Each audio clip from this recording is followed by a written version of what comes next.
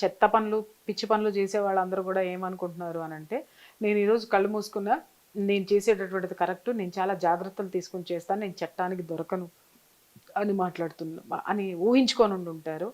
ఒక్కటి ఆలోచించండి, చట్టానికి 1000 కళ్ళు. చట్టానికి 1000 కళ్ళు. కళ్ళు లేవు కాదు, చట్టానికి 1000 కళ్ళు.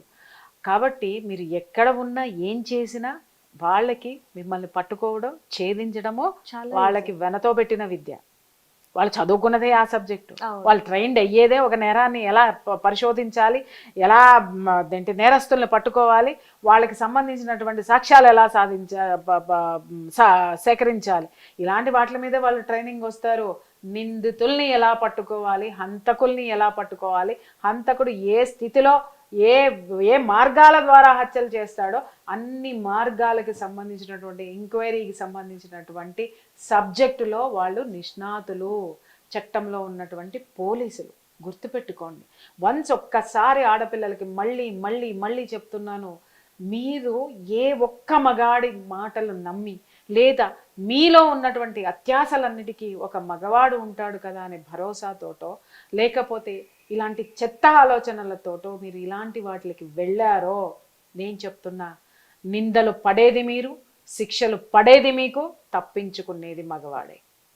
కాబట్టి ఆడపిల్లలు చాలా జాగ్రత్తగా నైతిక విలువలతోటి ఈ సమాజంలో ధైర్యంగా బ్రతకాల్సినటువంటి ఆ స్థితి, మీరు ఆ సిచ్యుయేషన్లో మీరు ఉండాల్సినటువంటి అవసరం చాలా చాలా చాలా ఆడపిల్లలకు ఉంది. నేను ఒకటే చెప్తున్నాను, ఏంటమ్మా తల్లి అక్రమ సంబంధం పెట్టుకోగానే పిల్ల కూడా అక్రమ సంబంధం పెట్టుకునే స్థితికి ఆ పిల్లని ఆ తల్లి తీసుకెళ్ళింది అంటే ఆ చుట్టుపక్కల ఉన్న సమాజం వీళ్ళని వదిలేయబట్టి కదా, వీళ్ళని సంస్కరించకపోవటం వల్ల కదా.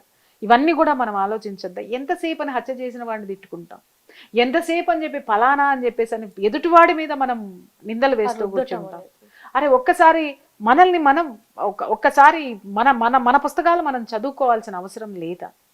ఎంతసేపు చూసినా కూడా ఎప్పుడు కూడా అరే నువ్వు ఒక తప్పుడు మాట మాట్లాడావు అని ఎవరైనా ప్రశ్నించారు అనంటే ఆ తప్పుడుగా ఉన్నటువంటి వాడిని సమర్థించడానికి జనాలు ముందుకొస్తారు తప్ప, అరే ఇది తప్పు జరిగింది, ఫలానా వాళ్ళు మాట్లాడారు, దీన్ని సంస్కరించుకుని ముందుకెళ్తే మళ్ళీ వీళ్ళు మాట్లాడాల్సినటువంటి అవసరం రాదు కదా అనేటటువంటి స్థితి లేకుండా, ఓ మా వాడిని అన్నావా, మమ్మల్ని అన్నావా, చూసుకొని నిన్నేం చేస్తాను అని చిరుగు ఇంత ఉంటే దానికి ఇంత దారం మొక్కతో సరిపోయేదాన్ని పీలికలు చేసుకొని ఎందుకు పనికి రాకుండా సిచ్యుయేషన్ని తయారు చేసేటటువంటి సిచ్యుయేషన్స్ ఇవాళ రేపు మనం చూస్తున్నాం.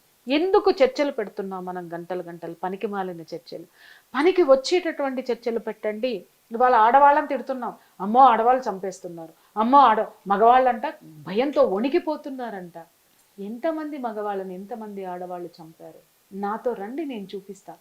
ఎంతమంది ఆడవాళ్ళు భార్యలు అక్రమ సంబంధాలు పెట్టుకొని వెళ్ళిపోయిన భర్తలు వదిలేసిన పిల్లలతో ఎంత నరకం పడుతూ కూలి పని చేసుకుంటూ లేదా అంతకు మించి CEO పోస్టుల్లో ఉన్నా కూడా మానసికంగా ఎంతో నలిగిపోతూ ఈ యొక్క సమాజంలో పక్కవాడు ఎప్పుడు వస్తావా, రాత్రికి వస్తావా, ఎల్లుండికి వస్తావా అని కింద ఉన్నవాడి నుంచి పైన ఆడదాని వరకు చులకనగా చూస్తుంటే ఎంత భయంకరమైన స్థితిలో ఆడవాళ్ళు నరకం పడుతున్నారో నేను చూపిస్తా. ఈ ఒక్క విషయాల్ని మగవాడు అయ్యో పాపం అని మాట్లాడుతున్నారే, ఆ 10 కేసుల వెనక ఉన్న 90 కేసుల ఆడదాని బాధ ఎవరికీ పట్టడం లేదా ఈ సమాజంలో? ఒక్క 10 కేసుల్ని మీరు సంచలనం చేసి చూపించి భయభ్రాంతులకి గురవుతున్నారు. కానీ ఈ మగాడి దాష్టికంలో భయభ్రాంతులకు లోనవుతున్న వాళ్ళు 90% ఉన్నారు. దయచేసి వాళ్ళను కూడా పట్టించుకోండి. అప్పుడు మాత్రమే ఇలాంటివన్నీ ఆగుతాయి, తగ్గుతాయి. మనం